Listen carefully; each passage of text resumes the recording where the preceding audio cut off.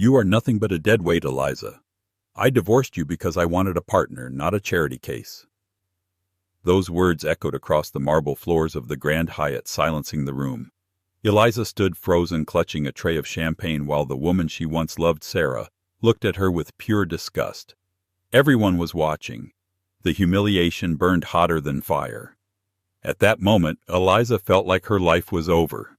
She was broke, single, and serving drinks to the elite who looked right through her.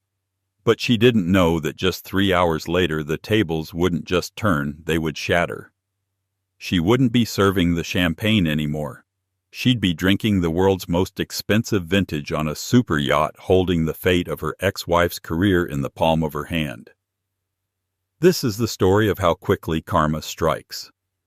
The air inside the Obsidian Ballroom smelled of expensive perfume and old money. It was the annual Titans Gala in New York City, a networking event where a single handshake could be worth $50 million.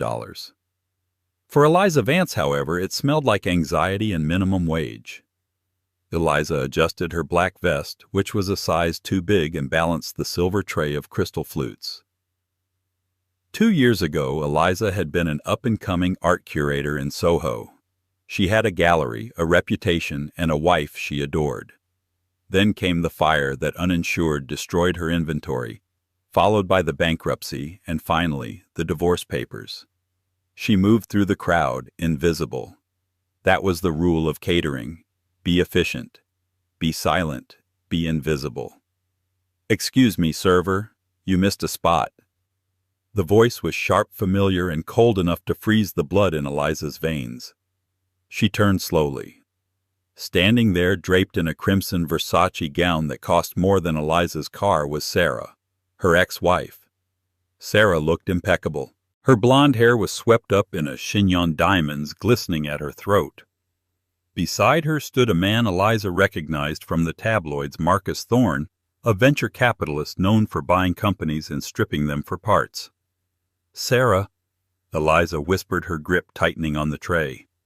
Sarah's eyes widened for a fraction of a second, registering shock before narrowing into a look of absolute pity. She laughed, a dry, humorless sound. "Eliza, oh my God, I heard things were bad, but catering? Really?" Marcus Thorne looked between them, swirling his scotch. "You know the help, babe." "I used to," Sarah said, stepping closer, invading Eliza's personal space. "This is Eliza, my ex." Eliza felt the heat rush to her cheeks. "I'm just doing a job, Sarah." "Excuse me." She tried to step around them, but Sarah sidestepped, blocking her path. Sarah was enjoying this. She had always been ambitious, but the divorce had revealed a cruelty Eliza hadn't seen until it was too late. Sarah had left the moment the money ran out, citing irreconcilable differences that really meant insufficient funds. "Don't run away, it's rude," Sarah sneered. "I actually wanted to thank you. If you hadn't failed so spectacularly with that pathetic little gallery, I might have stayed with you out of pity. I would have dragged myself down. But look at me now. I'm closing a deal with Marcus tonight that will put me in the C-suite. I'm happy for you." Eliza lied, her voice shaking. "Please, I have to work." "You're a stain on my life, Eliza," Sarah hissed, dropping her voice so only Eliza could hear. "A failure.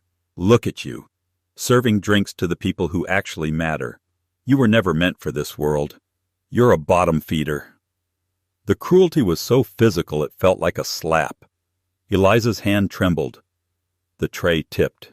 It happened in slow motion. A single flute slid off the edge. Eliza lunged to catch it, but she was too slow. Crash! The glass shattered on the toe of Sarah's crimson designer heel. Champagne splashed up the hem of her dress. The ballroom went silent. The music seemed to stop. "You idiot!" Sarah shrieked, shoving Eliza backward. "Do you have any idea what this costs?" The floor manager, a sweaty man named Mr. Henderson, materialized instantly. "What is happening here, Eliza? She threw it at me." Sarah lied, her face twisted in fake outrage. "She's my bitter ex, and she threw a drink on me." "I didn't," Eliza pleaded, looking at Marcus, looking at the crowd. "It slipped. She pushed me." "Get out!" Henderson barked, grabbing Eliza by the arm. "You're done. You're fired. Get your things and get out of my hotel before I call security." "But I need this shift," Eliza begged, tears finally spilling over. "Please, my rent is due tomorrow." Sarah smirked, dabbing at her dress with a napkin. "Maybe you can sell some of your art on the sidewalk, Eliza. Go on, leave."